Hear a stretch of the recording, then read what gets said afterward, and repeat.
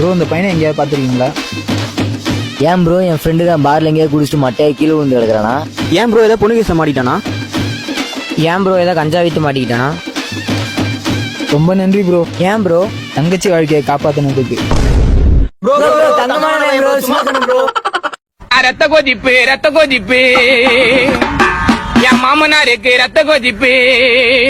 சித்தப்பா என்னம்மா இப்ப யார் பாடினது? இந்த பெயிண்ட் அடிக்கிற பையதா தெரியாம பாடிட்டான்.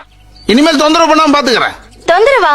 நல்லா தானே இருந்தது, அவரை பாட சொல்லுங்களேன். ரத்த கொதிப்பு என் மாமனாருக்கு ரத்த கொதிப்பு. ஒச்சகல்ல உண்ட கள்ளப்பருப்பு ஃபீவர் வந்தா குடி சிறப்பு. மைக்க பொடி மகன செருப்பாலை மூக்குல முக்கு பொடி மூலி நேரிட நடி.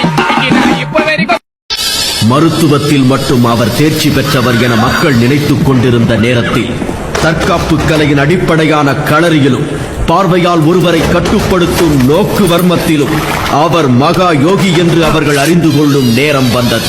மச்சான், உன் லைஃப்ல உனக்கு எதனா தேவைனா என்ன கேள்றா. மச்சான் உன் பைக்ல ஒரு ரவுண்டு குடுறா.